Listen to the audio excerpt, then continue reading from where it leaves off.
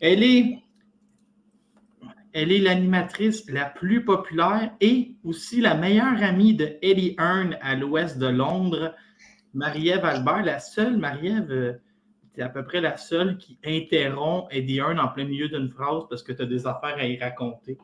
Tu étais au gala, mais on va en parler plus tard. On a beaucoup de sujets aujourd'hui. Marie-Ève, ça fait longtemps qu'on ne s'est pas vu. Ça fait quoi peut-être? On a quasiment après 5 semaines. On n'avait pas le choix Ouais. de. Parce qu'on voulait être après le méga combat. On va en parler. Méga combat qui a livré la marchandise. Notre premier sujet, est-ce que tu es prête? On commence. Kim Clavel et Yesenia Gomez, c'est reporté. Puis là, moi, je te garoche tout de suite. Tu me connais, hein? J'ai des idées sur tout. J'ai trouvé que les gens étaient peut-être un peu trop positifs. Moi, je vois ça comme une catastrophe. Est-ce que c'est vraiment remis au 29 juillet? Je ne le sais pas. Est-ce que c'est seulement les billets qui sont remis pour les gens? J'ai hâte de voir. J'espère que ça va bien aller, mais j'ai une bonne nouvelle pour Kim et pour toi. C'est que, comment elle s'appelle? Bop. Bop, elle a perdu aussi. Fait que je suis pas inquiet, là, Kim. C'est buffet à volonté. Elle va se trouver une ceinture, que ce soit Gomez ou une autre. Mais moi, je suis positive là, quand même. Je pense que ça va vraiment être mis. Maintenant, tant qu'il n'y a pas de conférence de presse officielle avec Yesenia et Kim, c'est pas fait. On sait que présentement, on spécule que le 29 juillet, ça va avoir lieu. Les billets ont été remis au 29 juillet. Pourquoi qu'on en parle un peu? Ben, c'est parce qu'on est triste pour Kim. Nous autres, on était tout excités à notre dernier épisode de podcast.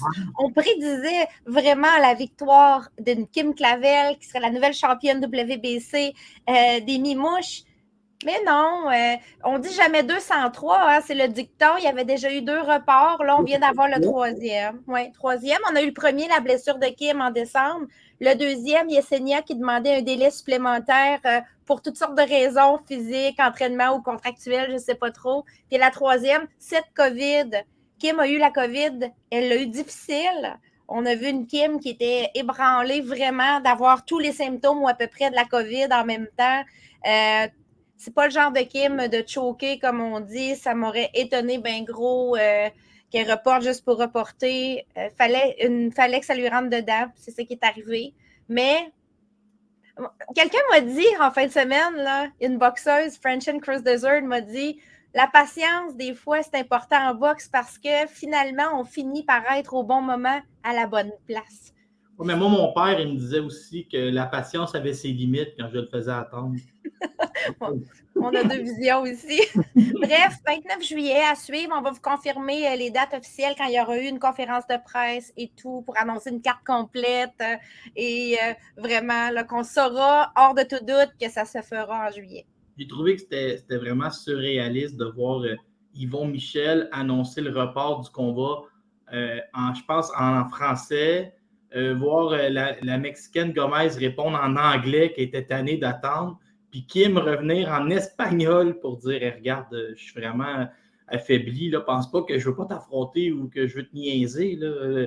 On a vraiment un tweet, 3 langues. J'ai adoré ça, puis je me suis dit, Marie-Ève Albert qui est trilingue, là.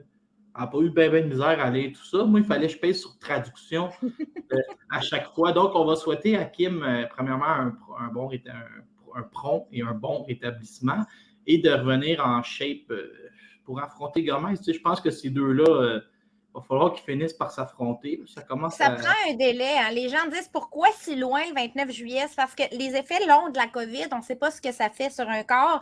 Et il faut recommencer le camp d'entraînement à zéro pour être sûr d'être optimal. C'est carrément ça. J'ai pas la shape à Kim, là, mais moi, je l'ai eu la COVID, puis mon souffle n'est pas encore revenu, mais le docteur dit que c'est à cause que je fais de l'embonpoint, là, mais en tout cas, je suis pas sûr. Je ne peux pas trop en parler. Là, on est au lendemain, moi, on est encore un peu sous choc. Je pensais qu'on, OK, c'est bon.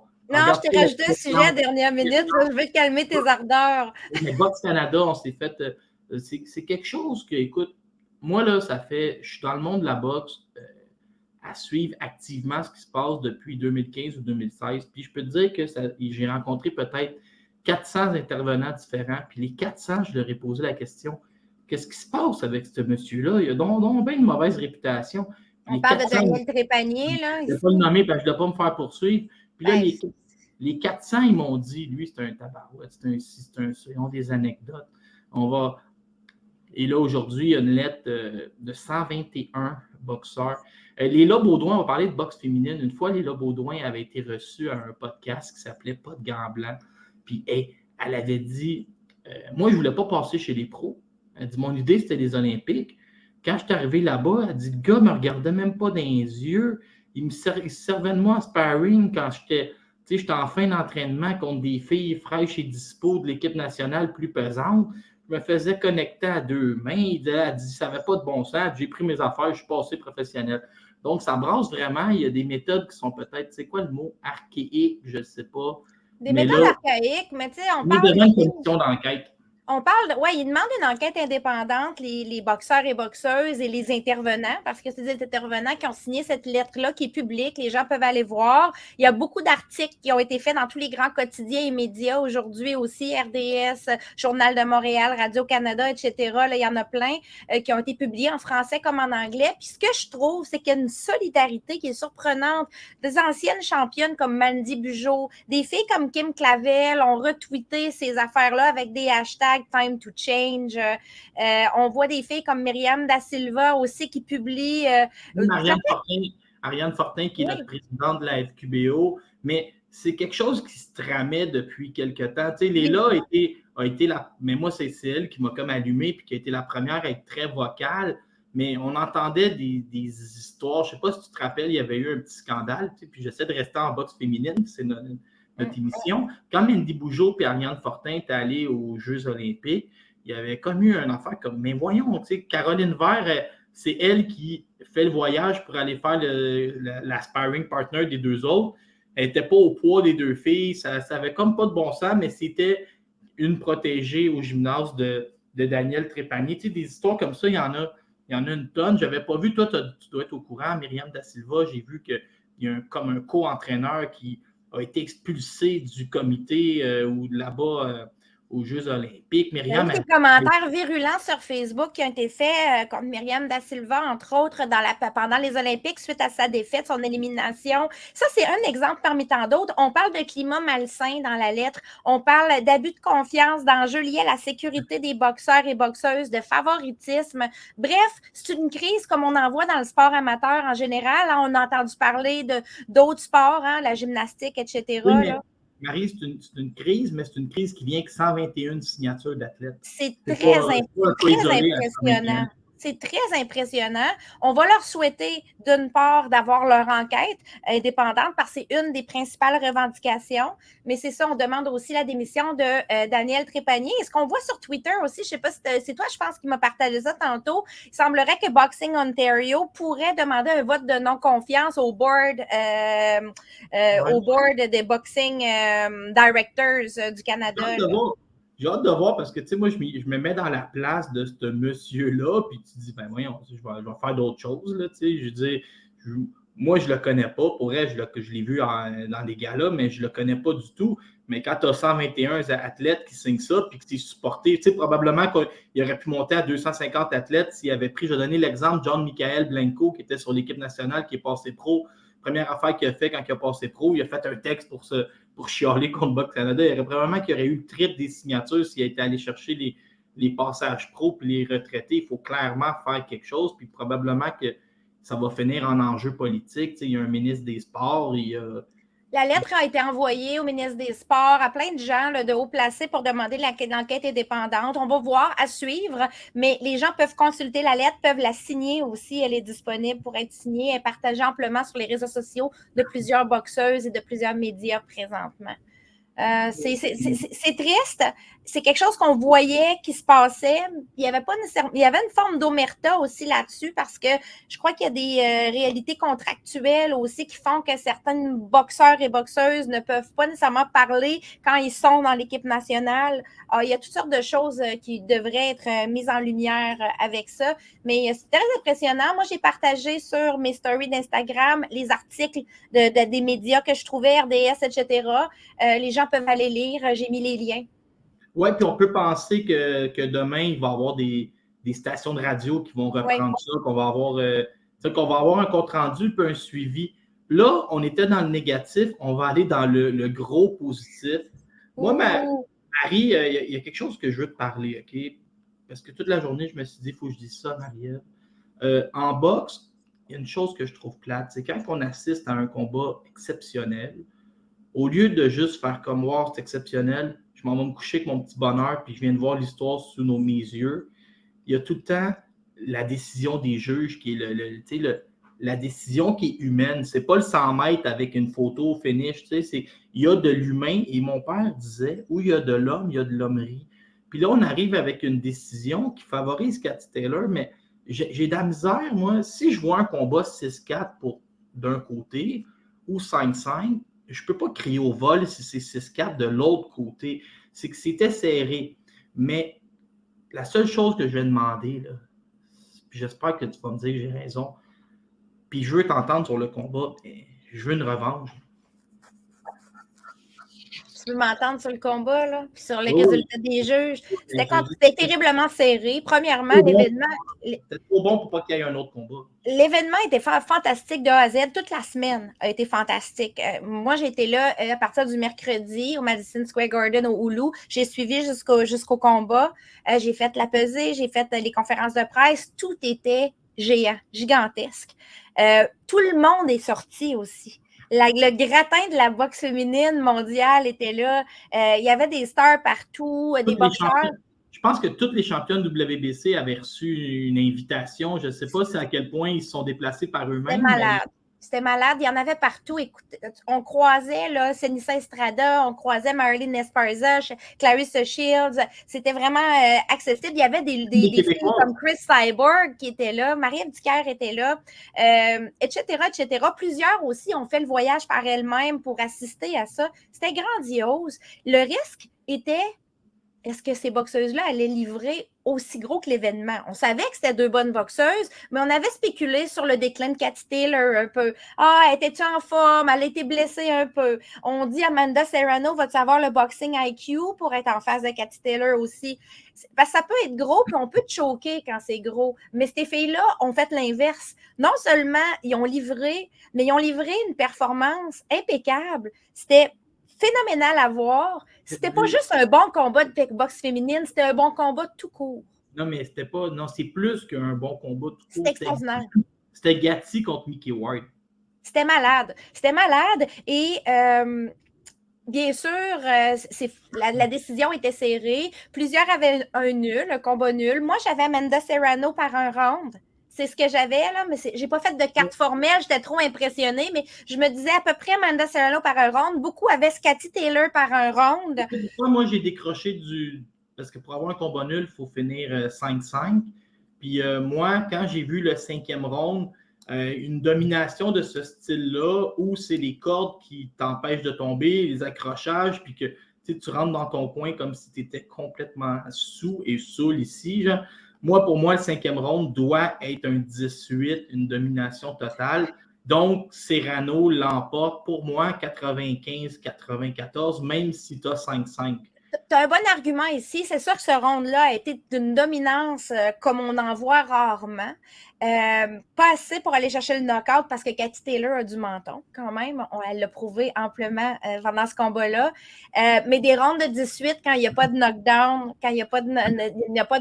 on n'en voit pas souvent, même en boxe masculine. Alors ça, c'est quelque chose, c'est un débat à avoir quasiment séparés. Pourquoi on n'en met pas plus des 18? Je suis d'accord avec toi, c'était un round qui méritait probablement un 18. C'était juste gros. Puis, on ne peut pas dire que c'est un vol. Il y en a qui vont dire que c'est un vol. On ne peut pas dire que c'est un vol parce que c'est pas ça un vol. C'était trop serré. Et là, on parle déjà d'une revanche en Irlande. Hein. Les deux parties semblent déjà entendues pour une revanche en Irlande. On ne sait pas quand, mais probablement au cours de cette année même. C'était extraordinaire. Sincèrement, le vibe qui était là-bas était unique. Est-ce que ça t'a surpris que Taylor soit capable de revenir après avoir été frappé comme ça? Tu pensais-tu à un moment donné? Tu pensais-tu que c'était fini sous tes yeux? Là? Non, je croyais que Taylor était capable. Moi, j'avais dit qu'il allait avoir une décision unanime d'un côté ou de l'autre. Ça a été une décision partagée parce qu'il y a un juge, Benoît Roussel, le Québécois, qui a donné la victoire à Serrano et les 2 autres à Taylor. Non, je n'étais pas surprise. Moi, ce qui était mon impondérable, c'était est-ce que Cathy Taylor est en forme? Parce qu'on avait su, il n'y a pas si longtemps que ça faisait à peu près 1 an qu'elle boxait blessée, même peut-être plus, qu'elle traînait des blessures, puis elle boxait quand même, mais c'était comme un irritant. Puis là, elle était en pleine forme. C'est ce qu'elle disait. Je suis vraiment remise de mes blessures. Je n'ai plus de bobo du tout.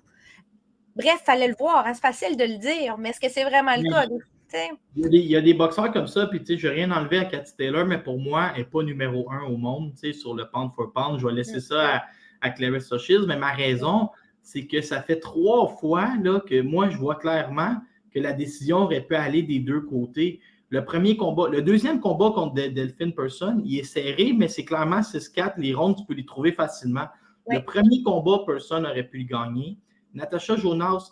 C'était très serré. Ça aurait pu être un combat nul, et là, ça aurait pu être une victoire de Serrano. Fait Taylor s'en sort tout le temps, mais c'est quand tu affrontes du très, très haut niveau, comme Jonas, comme Person, mais ces choses-là vont arriver. Tu ne vas pas battre 190 des filles comme Amanda Serrano. Mais là, si je suis content que tu me parles que la revanche va avoir lieu. Mais là, j'ai comme une petite question juste personnelle.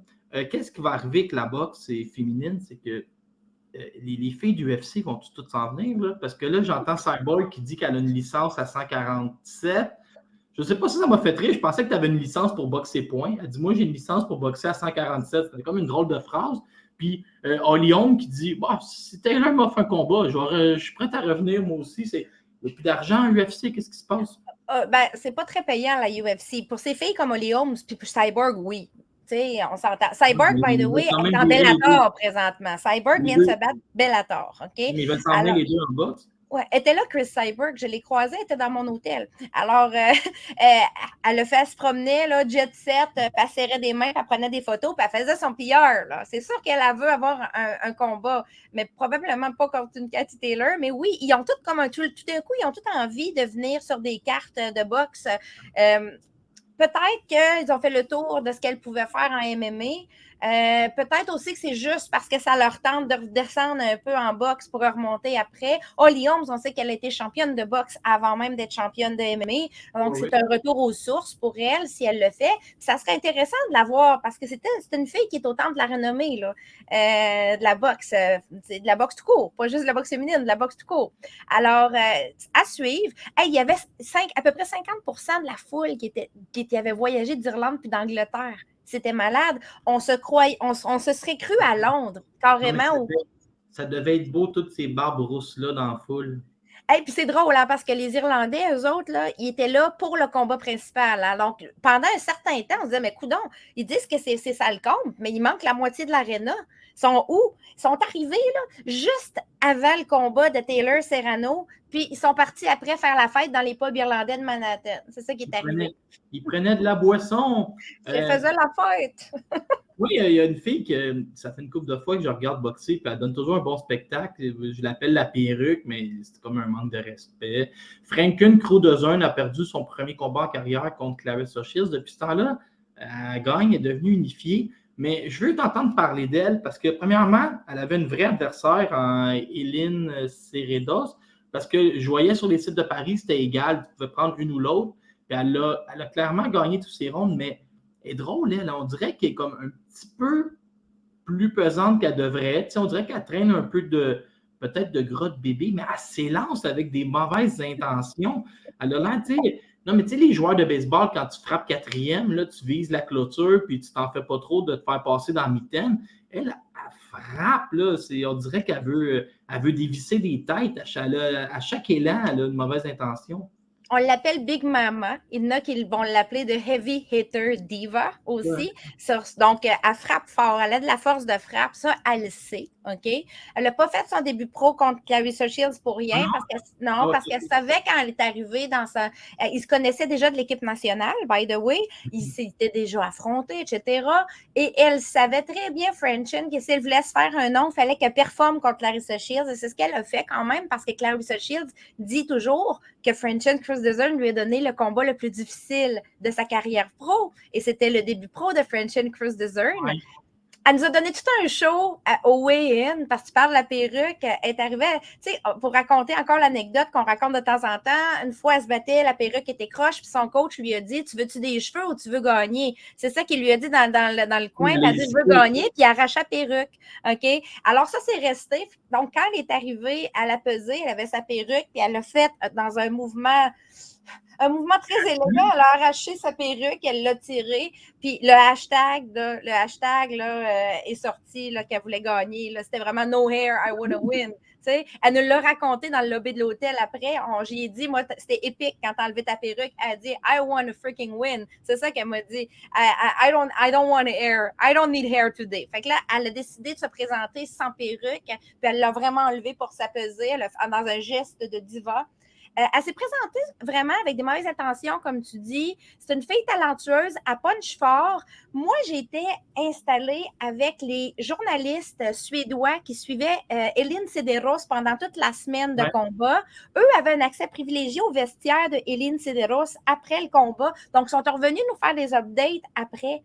On a vu une Frenchin qui a quand même dominé Elin Cederroos, qui n'a pas eu de défensive du tout, ou pratiquement pas du combat.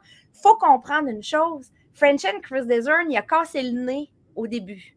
OK? La blessure qui saignait, là, OK, qui n'arrêtait pas de saigner, je pense que c'est premier round ou début deuxième, là, c'est un nez cassé en partant.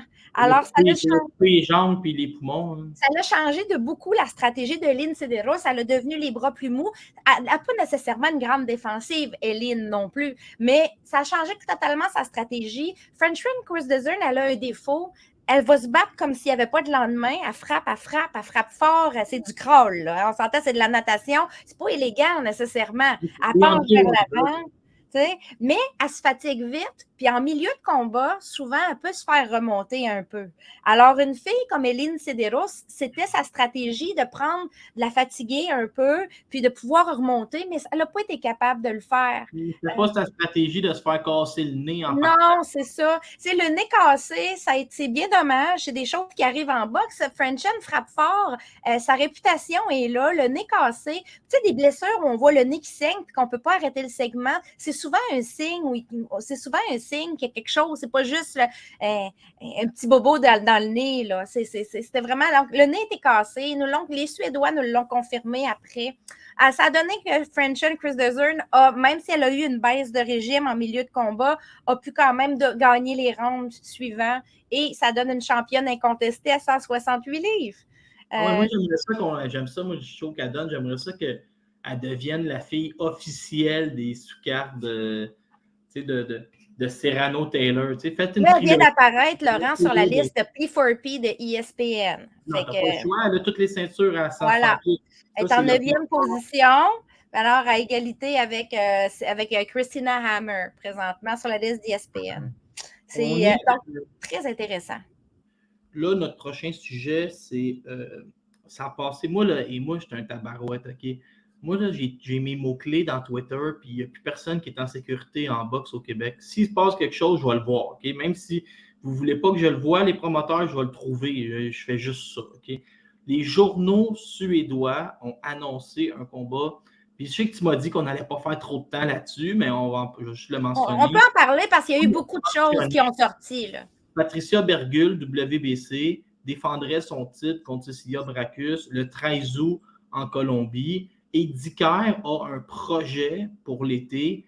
À l'automne, elle affronterait la gagnante. Mais moi, écoute, si Dicker ne veut pas aller quelque chose cet été, c'est bien correct pour elle. Son prochain combat serait un d'unification. Fait que je trouve que Yvon Michel glisse bien là-dedans. Puis le retour de Braekhus en Colombie devant ses partisans est né là-bas. Elle voulait ce combat-là à 154. Il y a des rumeurs que le combat pourrait avoir lieu à 151. Braekhus a comme à négocier pour monter peut-être en deux étapes, mais c'est un bon combat. Ça permet à Brackus, ça veut rester active aussi bien le faire contre Bergul. Puis Bergul, mais écoute, si jamais elle sort gagnante, sa crédibilité est faite. Marie-Ève a expliqué dans sa chronique avec LP au 91.9, parce qu'elle a été questionnée là-dessus, qu'ils vont, comme elle avait un engagement pour l'été qu'elle va annoncer sous peu, elle avait donné le mandat à Yvon de lui organiser un combat en juin ou plus tard. Et ça n'a pas pu se faire pour plusieurs raisons. Est-ce que c'était un combat comme Brackus? Probablement qu'à l'origine, ça devait négocier pour Brackus et ça peut pas se faire pour une raison X. Donc, Marie-Ève va aller faire ses engagements pour l'été et prendre la gagnante des deux. Ça, c'est si ça se fait.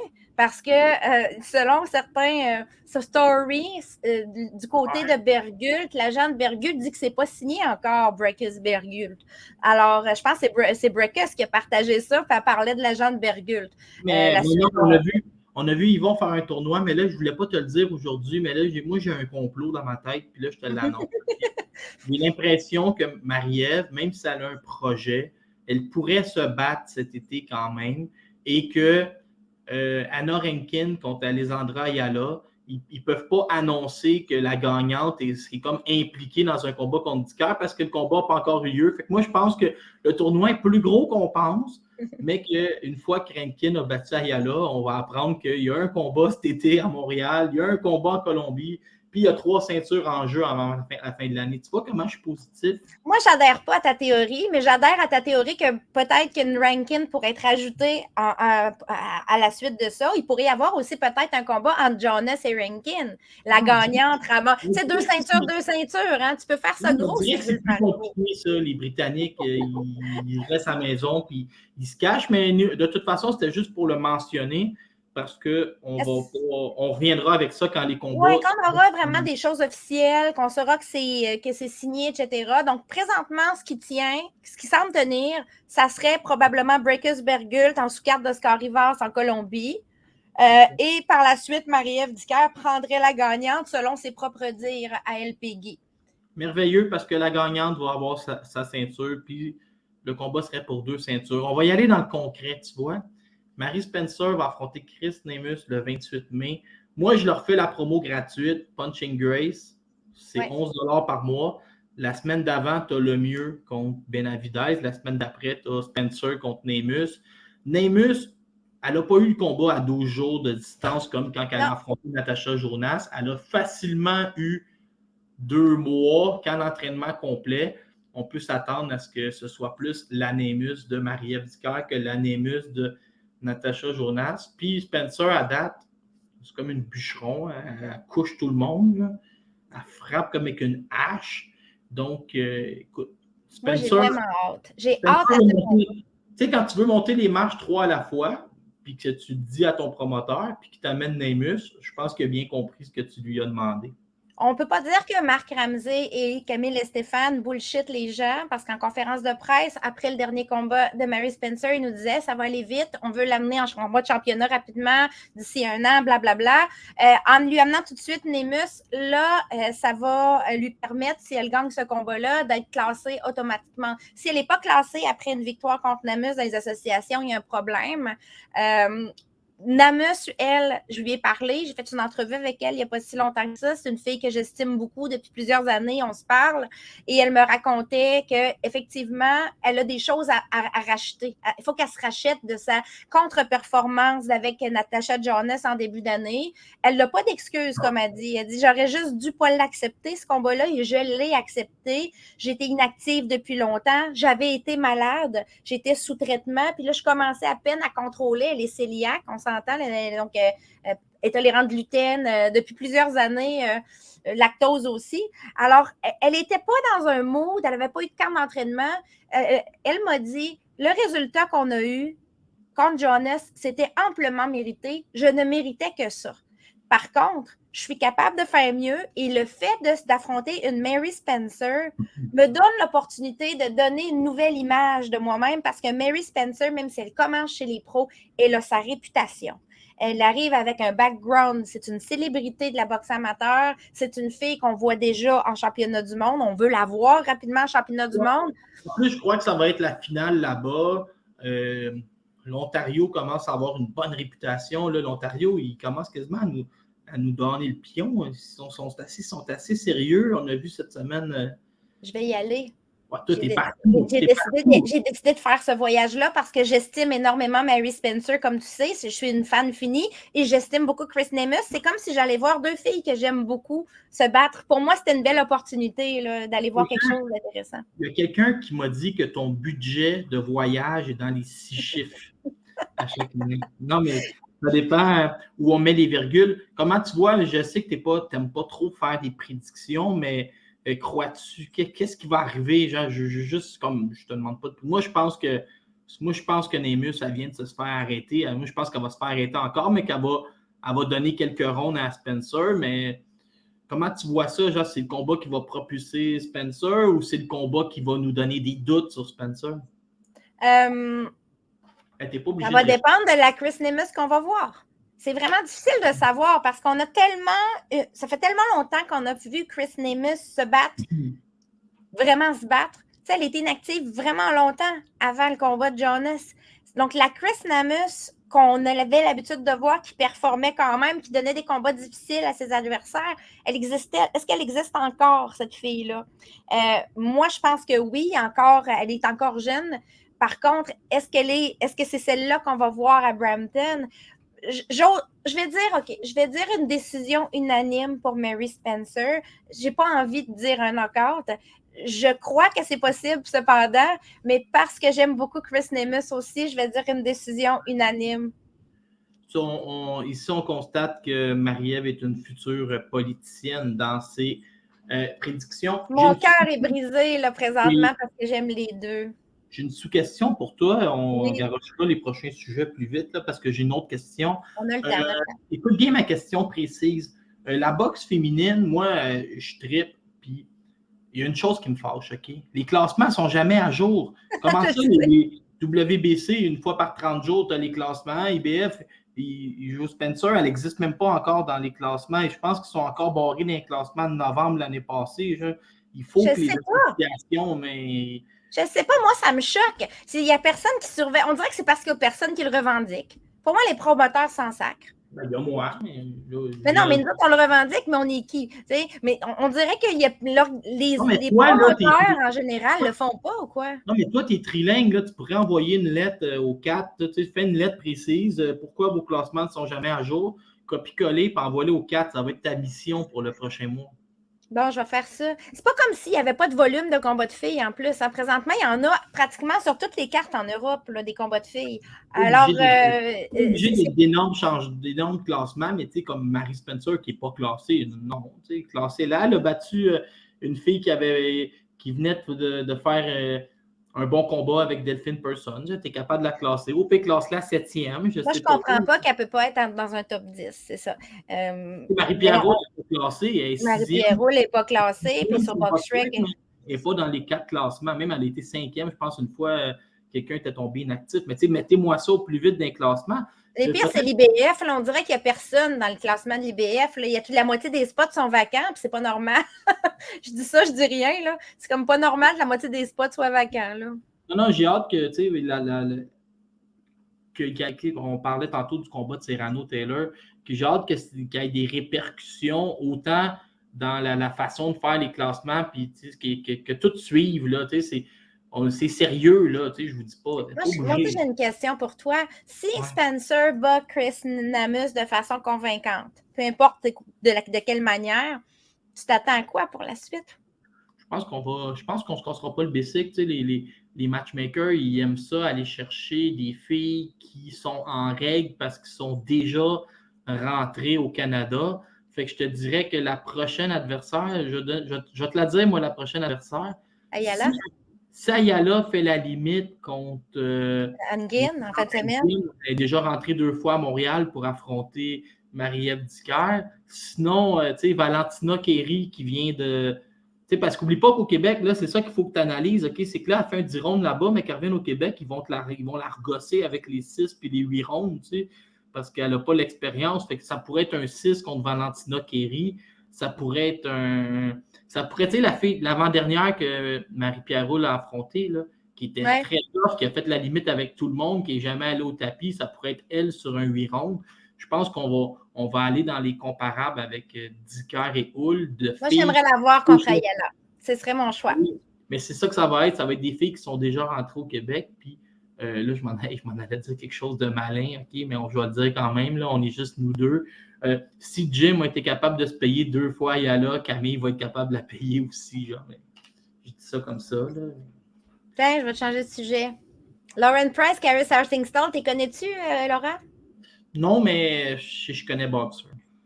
Oui, Boxer, c'est ça. Boxer sont en train de se monter toute une équipe de boxe féminine. Hein.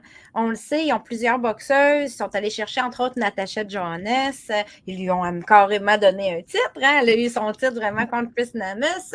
Ils ont certaines autres boxeuses vraiment intéressantes. Là, ils viennent d'aller chercher le power couple de la boxe amateur britannique parce que c'est un couple, Lauren Price et Karis Harding-Stall. Lauren Price, médaillée d'or des Jeux de Tokyo. OK? C'est celle qui a pris la relève de Clarissa Shields chez les moyens. Parce que Clarissa Shields a gagné les 2 premières médailles dans la catégorie des moyens. C'est Lauren Price qui a eu la médaille à Tokyo. Cependant, sa vraie catégorie de poids, c'est les 147 livres. Donc, elle va descendre, retrouver Mary Spencer et retrouver Marie-Pierre Roule chez les 147 livres. Elle fait son début pro là, le 11 juin prochain, sur une carte de boxeur à Wembley. Il va falloir la surveiller. C'est vraiment là, elle frappe fort, elle est dangereuse, elle est méchante, elle est talentueuse, c'est une gauchère. Écoute, tout ce qu'on aime, là, tout ce qu'on aime d'une boxeuse. Sa conjointe, Karis Harding-Stall, elle se bat habituellement chez les poids plumes. Elle aussi, elle n'a pas de date pour un combat de début pro, mais elles ont annoncé en même temps qu'elles faisaient leur début pro en sur la carte de Savannah Marshall il y a quelques semaines. Alors, ça va être vraiment des filles qui vont rajouter, parce que c'est ça qu'on veut, des bonnes filles qui ont eu du gros succès chez les amateurs. Sont-tu bonnes les deux ou il y en a une? Oui, sont bonnes les deux. Harding-Stall, c'est la tombeuse de Sky Nicholson aux derniers Jeux olympiques et elle a gagné la médaille de bronze. C'est pas la meilleure des deux qui a dit à boxeur si tu veux me signer, il faut que tu signes ma copine. Non. Tu sais, Karis Harding-Stall est aussi médaillée olympique, donc médaillée de bronze, tombeuse de Sky Nicholson, qui est la vedette montante chez Matchroom présentement. Alors, ça va amener beaucoup de compétitions dans la même catégorie, donc ça va amener une compétition très intéressante. Des filles qui, il n'y a pas si longtemps que ça, se battaient chez les amateurs, pourraient peut-être se faire face chez les pros assez rapidement. Moi, je suis contente quand je vois ça. C'est des talents, souvent, qui ne switchaient pas chez les pros. Ils faisaient une carrière amateur, finissaient chez les amateurs et passaient à autre chose. Et là, de plus en plus, on voit une prolongation de leur carrière. Elles font ce qu'elles ont à faire chez les amateurs, ensuite passent chez les pros pour vivre autre chose. Parce que la boxe pro a de quoi leur offrir maintenant, ce qui n'était pas le cas il y a quelques années. Il n'y avait pas assez de talent dans les catégories. Et présentement, on voit qu'il y en a. Moi, je suis très contente de ces 2 passages pro-là. J'ai des petits yeux qui t'as l'air heureuse. Là, j'ai une question pour toi. On a-tu une date pour Savannah Marshall et Clarissa Shields? Non, mais tu sais, je vais mettre tout de suite mon sujet ici. La table est mise. La table est mise, mais on n'a pas de date. Est mise, là. La table est mise, mais je t'explique un peu ce que je pense de tout ça. On a eu beaucoup d'animosité. Savannah Marshall s'est battue au mois de mars. Hein, elle s'est battue, elle affrontait la Belge, hein, la boxeuse belge. Voyons, je cherche son nom. Hermans. Femke Hermans. Femke Hermans, qui était aussi ancien adversaire de Clarissa Shields. C'était à la suite du combat Shields-Cousin qu'on a eu un petit peu plus tôt dans l'année. Donc, il fallait que ces 2 combats-là se fassent avant qu'on parle vraiment d'un Shields-Marshall. Maintenant, c'est fait. L'animosité a continué. On voit les petits jeux de coulisses, blablabla. Moi, j'ai vu des citations extraordinaires passer. Ça commence à me rappeler Adonis contre Kovalev. Là. Une qui monte dans le ring, l'autre qui monte dans le ring. Il y a un show. Marshall qui ronflait pendant le combat de Shields. Marshall qui dit à Clarissa Shields, toi, tu as des points en oreiller. Clarissa Shields qui lui répond, moi, je suis comme Candyman. Dis mon nom quelquefois, puis je vais finir par apparaître pour te botter le cul. Elle dit, je vais laver le plancher que tu as fait. Mais ce qui est arrivé entre-temps, il ne faut pas oublier que Savannah Marshall est avec MTK Global. OK? Et MTK Global, bye-bye. Hein? MTK Global n'existe plus depuis le 1er mai. Alors, Savannah Marshall est très tranquille présentement, mais je crois que c'est lié au fait qu'elle est probablement en négociation pour aller chercher un nouvel agent qui négocie ces contrats-là, parce qu'elle est signée chez Boxer comme promoteur, mais son agent, c'était MTK Global. Ça change la donne un peu, ça se peut que ça retarde un petit peu le processus de négociation, là. Est-ce qu'il y a 1 million chaque au bout de la ligne? Ou... Oui, minimum. C'est le même principe que Taylor Serrano, c'est minimum 1 million chaque. C'est déjà fait. L'entente était déjà signée. Mais ça reste que pour aller chercher une date, négocier les conditions autour d'un futur combat entre les deux, ça prend un agent des deux bords. Clarissa, elle est chez Salitas, avec Dimitri Salitas. Mais Savannah, il va falloir un nouvel agent, là. Il va lui falloir un nouvel agent. Marie, toi, t'aimes pas ça, faire des prédictions. Moi, je l'ai dit tout de suite. Comme ça va apparaître partout, puis ça va être enregistré. Là. On est quelle date aujourd'hui? On est le 4 mai. Clarissa Shields va battre 8 rondes à 2 Savannah Marshall. Vous êtes toutes mêlées à la maison. Vous êtes impressionnés par la force de frappe de Marshall. Vous êtes mêlés. Shields facilement, 98-92. J'ai dit Clarissa Shields par décision unanime aussi. Tu vois, on est pareil là-dessus. Clarissa Shields, pour moi, est trop rapide pour Savannah Marshall et elle va l'endormir en coupant les angles et en jouant de vitesse. De plus, Clarissa Shields a un très bon menton.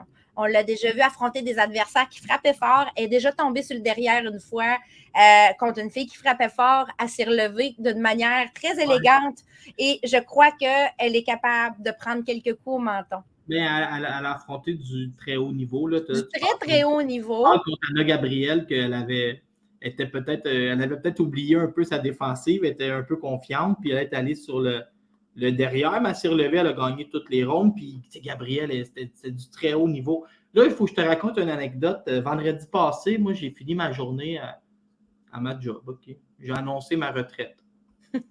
Puis lundi d'après, j'étais allé travailler. Okay? Ça a été... Là-bas, ils appellent ça la plus courte retraite de l'histoire de la Poste. Maïva Amadouche, elle était fâchée, hein, comme elle s'est fait avoir, prend sa retraite 2 jours après. Bon, je vais peut-être étirer un peu. Je pense que c'était sur un coup de tête. Là, il faut que tu m'expliques ça. Ils vont se battre comme dans un 327e étage devant 14 personnes. J'imagine que ça va être télévisé. Floyd affronte un boxeur cité dans l'événement, Brandon Moore. Toute une patente. Ça risque d'être spectaculaire pour comme les images que ça va nous donner. Oui, c'est sur l'héliport, dans le fond, la piste d'atterrissage d'hélicoptère du Burj Al Arab à Dubaï. C'est l'hôtel qui est en forme de pointe comme ça. Donc, il y a un petit héliport sur le dessus. Le ring de boxe va être monté là-dessus. Alors, à la base, il faut comprendre qu'on avait... Bon, si on revient, avant de parler d'Amadouche, on a Elim Mekaled qui annonce sa retraite, déçu de se faire aviser à une semaine d'avis d'un possible combat contre Alicia Baumgartner. Ça, c'est la mise en situation de base. Elle est écœurée. Elle a l'impression que Matchroom lui offre toujours des combats de dernière minute, même si elle est aspirante obligatoire WBC. Elle dit, je retourne comment? Elle dit, je suis enseignante, je me concentre sur mon travail d'institutrice. Merci, bonsoir. Elle retourne, elle dit c'est fini et elle clôt tout ça. Elle continue de faire de la boxe. Elle entraîne aussi dans un club de boxe, etc., etc. Ça reste comme ça. Entre-temps, on a Delphine Pearson, Maïva Amadouche, qui est annoncée par Mayweather Promotions. Des gros posters qui sortent, mes amis, avec les faces des 2 filles. Moi, je suis toute excitée de ça. Je partage ça. Delphine repartage ce que je partage. Et 24 heures après, ou à peu près, le clan Pearson recule et se retire de ce combat contre Amadouche. Je ne sais pas si c'est parce que les contrats n'étaient pas signés. Il y a quelque chose de pas net. On a vraiment l'impression que Delphine Pearson voulait affronter Maïva Amadouche, mais qu'il y a quelqu'un dans l'entourage de Pearson qui a dû dire trop dangereux parce que Pearson est aspirante obligatoire IBF de Michaela Mayer. Et en plus, on ajoutait le titre WBC Silver qui donne, mettons, un petit peu plus de chances d'avoir un combat de championnat contre la championne Alicia Gardner. Tu diras ça à Eleider Alvarez. Entre guillemets, toujours. En tout cas, c'est ce qu'ils disent, là, que le titre WBC Silver donne une genre de passe qui t'amènerait plus haut dans les classements pour un combat de championnat. Bref, tout ça étant dit, c'est des bonnes raisons. Admettons parce qu'Amadouche et Pearson se sont déjà affrontés dans le passé dans un combat très serré. C'était plus en début de carrière d'Amadouche. C'était un rematch en plus. C'était excitant comme combat, mais on s'entend qu'Amadouche revient du combat de l'année chez les femmes l'année passée contre Mayer.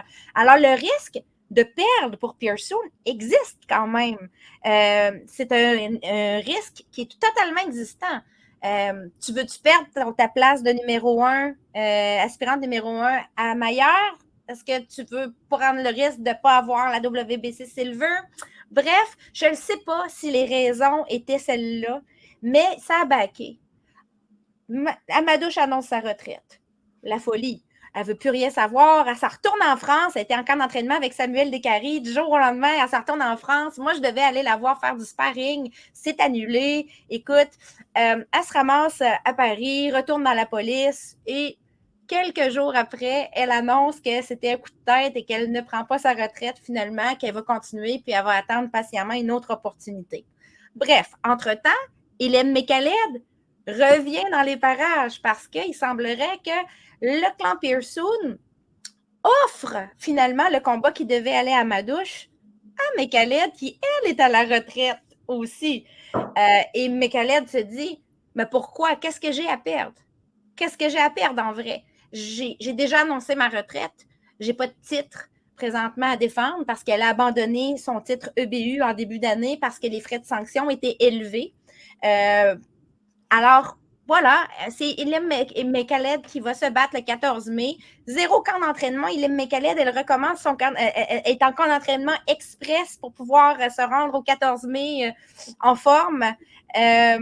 C'est sûr que c'est une fille entraînée en forme déjà, mais ça reste qu'elle n'a pas eu de camp préparatoire comme contrairement à Pearson qui fait du sparring à toutes les semaines avec Ségolène Lefebvre d'à peu près 8 semaines parce que Ségolène se bat le 7 mai.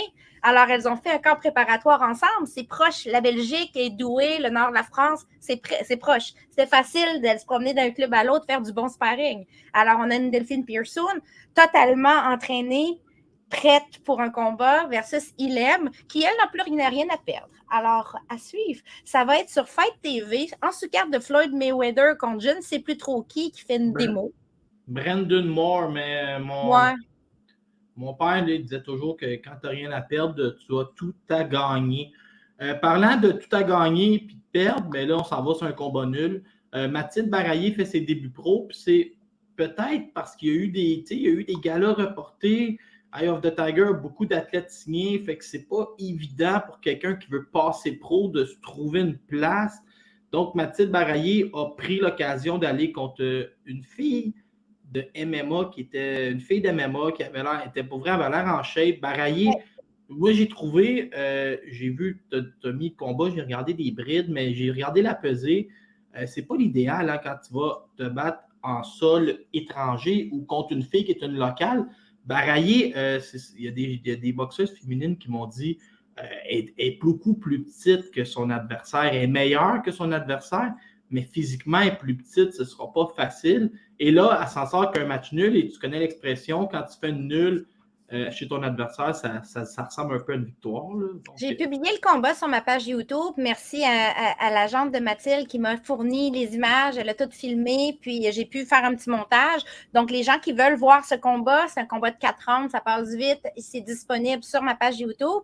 J'ai regardé ce combat, je donnais 3 rounds à 1 à Mathilde. Il y a le dernier round qui était moins évident pour Mathilde parce que l'autre avait tout à perdre. Alors, elle y allait en volume, puis en volume, puis en volume. Mathilde a très bien fait.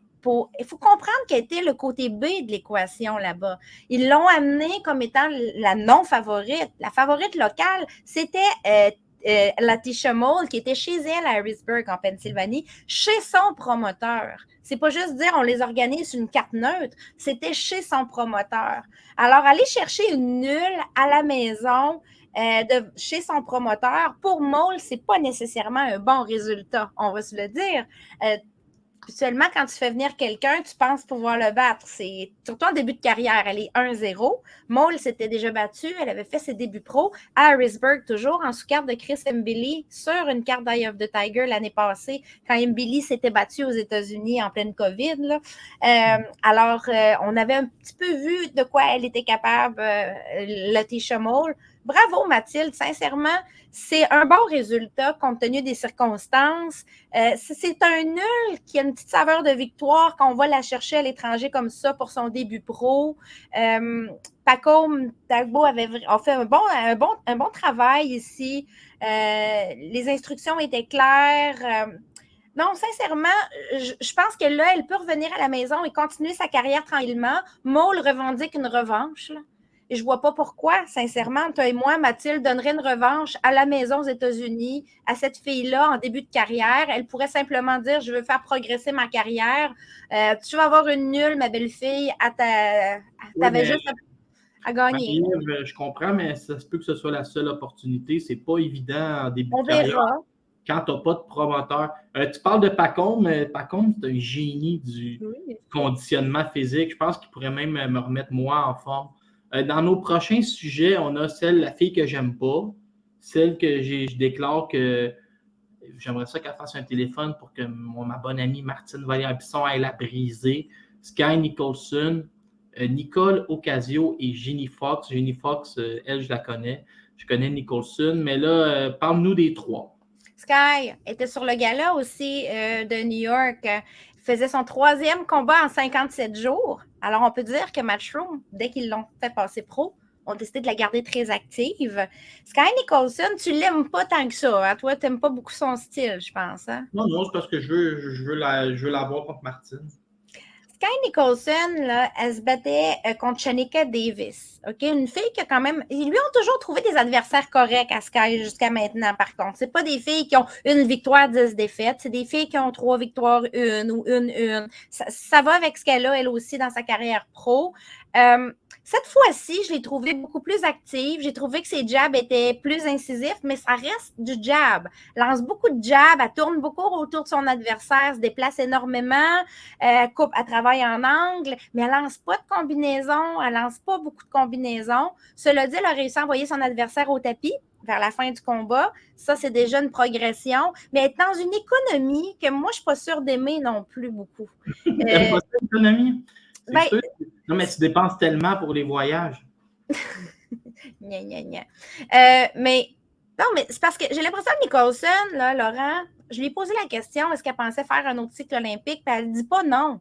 Elle a encore un pied à Paris 2024, dans Paris 2024. Fait que j'ai vraiment l'impression qu'elle n'est pas capable de décrocher de ce qu'elle faisait avant pour vraiment focaliser sur comment faire maintenant. Donc, elle essaye de faire progresser son style pour s'adapter à ce qu'elle a devant elle, mais en même temps, elle est comme encore accrochée à la boxe olympique.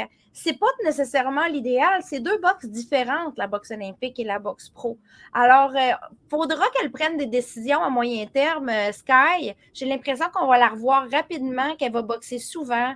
Bref, victoire pour Sky. C'est mieux que les 2 dernières fois. Ça reste encore une boxe en économie où il n'y a pas beaucoup de coups de lancer et surtout des coups uniques. Moi, j'aime moins ça, là, des coups uniques. C'est peut-être mon goût. Là, je suis allé voir Nicole Ocasio, je ne comprends pas pourquoi, mais c'est une portoricaine, voilée, puis son combat du 21 avril n'apparaît pas sur BoxRec. Non, ce combat du 21 avril, je crois qu'il n'a pas eu lieu, en fait, puis il ne peut juste pas enlever. Elle a fait un combat, dans le fond, elle est passée pro, contre Sorayi, Soriani Montero. Elle, Nicole Ocasio, tu as raison, c'est une portoricaine qui est aussi une musulmane, qui est une hijabi. C'est la première boxeuse hijabi, donc voilée, des États-Unis, la première boxeuse pro. Alors, c'est différent. Et ce qui est particulier, c'est que c'est la protégée d'Amanda Serrano qui est son agente. Alors, Amanda Serrano a décidé de signer cette fille-là et de pousser sa carrière. C'est une fille qui est très intéressante. elle l'a signé via le fait qu'elle est portoricaine, mais est-ce qu'elle est talentueuse ou c'est plus l'histoire de hockey? C'est une fille qui a gagné plusieurs titres. Elle a été championne américaine plusieurs fois. Elle a gagné les Golden Glove, etc. Elle n'a pas une énorme carrière amateur, mais elle punch. Elle a du punch. On l'a vu, elle a fait un knockout en partant, là, un knockout en première ronde dans son début pro. Reste qu'on ne la connaît pas beaucoup. Mais elle a un entourage intéressant. Alors, cet entourage-là va peut-être faire qu'on devrait la voir souvent se battre. Amanda Serrano l'a vraiment pris sous son aile, va faire la promotion de cette fille-là. Juste ça, ça rend la chose intéressante en partant. Exactement. On retourne une autre, je voulais faire le lien. On retourne à notre gauchère. On aime les gauchères. Elle a je pense qu'elle a plus de 125 combats, l'équipe nationale. C'est un autre, ça, qui, je pense qu'elle est déjà dans trentaine, mi-trentaine. C'est un autre nom qu'on va voir bientôt dans le mix avec les meilleurs. Oui, Jenny Fuchs, Victoria Fuchs. Sincèrement, elle a fait son début pro le 9 avril en sous-carte de Michaela Mayer, qui est sa grande amie. Pauvre adversaire. Sincèrement, le Randy Lee Morales, là, elle y a goûté pas à peu près. Il n'y a rien que cette fille-là, Fuchs, a fait qui n'était pas bien, là. Tout s'est passé comme il fallait. Elle est puissante. Écoute, déjà en partant, là, Morales a pris le tapis au premier round, OK? Mais là, on a vu, là, ça commençait mal, mais après ça, là, elle a été démontée coup par coup, là, la fille, là. Tu sais, Fuchs, c'est une autre gauchère, hein, comme tu dis, elle a la frappe lourde, des coups au corps, des crochets, des uppercuts, tout fonctionnait. Il n'y a rien qui ne marchait pas. Le jab était incisif. Les déplacements, c'était fluide. Fuchs, elle a été l'attaquante tout le long. Elle était toujours en pression sur l'autre. Elle l'a achevé au 4e round, knockout. Knockout debout, comme on dit. Là. Ça a été un arrêt de l'arbitre. La boxeuse est restée debout. Mais ça va être une fille tellement dangereuse. Là.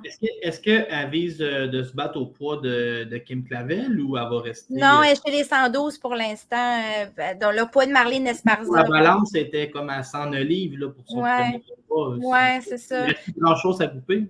Je ne sais pas si c'est parce qu'elle est en transition. Présentement, elle semble être chez les mouches. Mais peut-être qu'elle pourrait. C'est sûr qu'à une livre, tu peux couper puis descendre à 108. Hein? C'est pas grand-chose. Pour moi, souvent en boxe féminine, on le voit, les boxeuses vont se tenir entre deux poids puis ils vont écouter toutes les opportunités. Ouais, Léla Baudouin, j'ai vu, c'est-tu toi qui as écrit ça? Il y a quelqu'un, je ne me rappelle pas c'est où j'ai lu ça, mais c'est peut-être toi.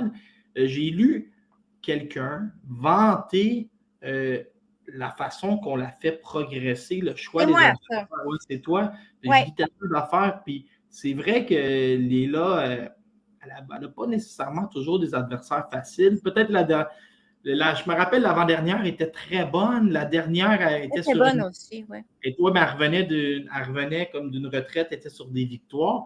Léla, il faut que je lui donne, là, c'est la personne qui a le plus amélioré sa shape de plage pendant la COVID. Pendant que nous autres, on commandait du Uber Eats, Léla s'entraînait probablement elle sortait sa passe d'athlète professionnelle, puis elle profitait du fait qu'il n'y avait pas personne dans le gym.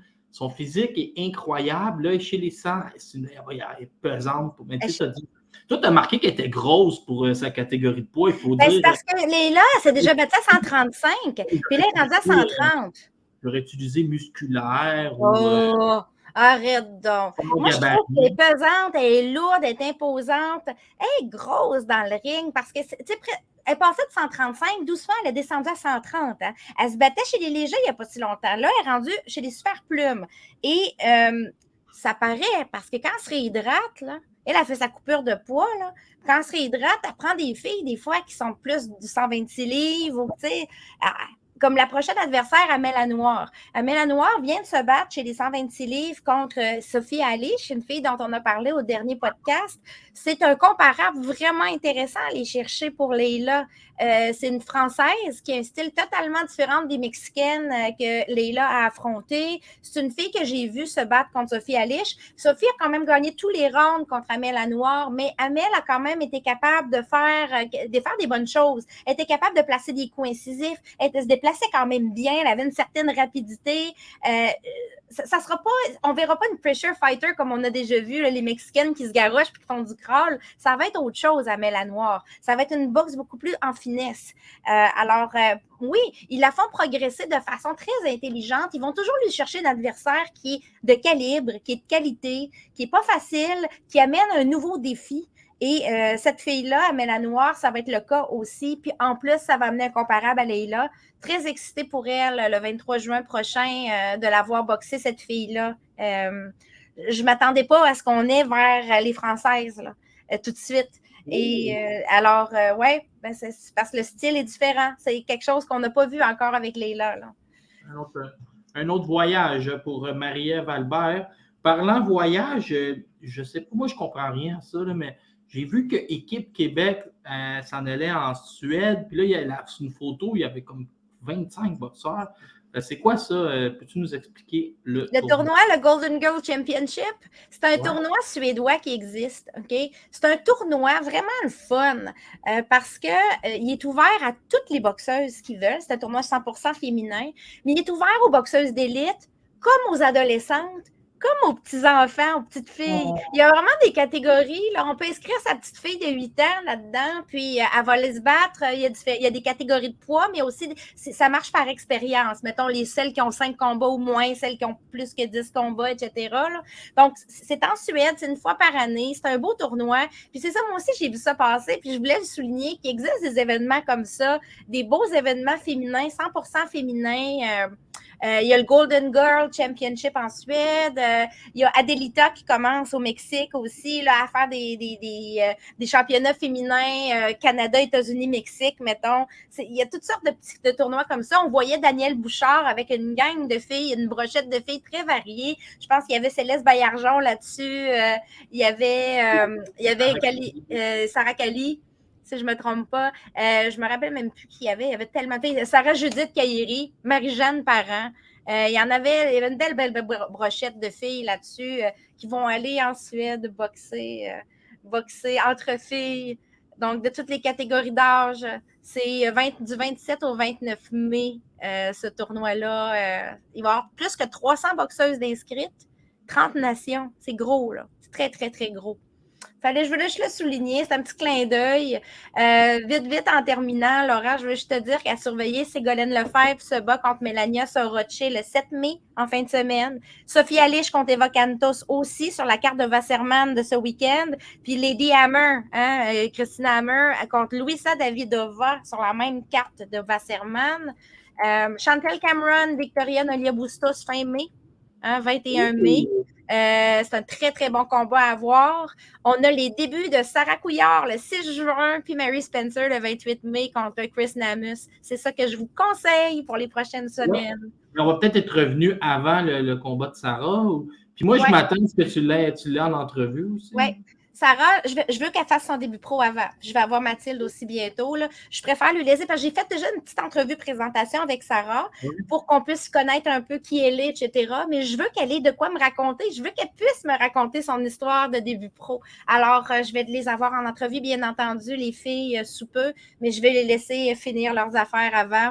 Puis ils viendront nous raconter comment ça s'est passé pour elles. Parfait. Écoute, c'était l'épisode numéro 11, puis je te sens vraiment heureuse depuis que tu as parlé à Eddie Hearn. On dirait que tu es encore sous le charme du grand Eddie. Il est vraiment beau. Oui, mais c'est normal. Lui, il y a des maquilleuses et tout là, avant d'aller. C'est ça qui est ça. Bon, mais merci et on retourne écouter des combats de boxe. Bye, là.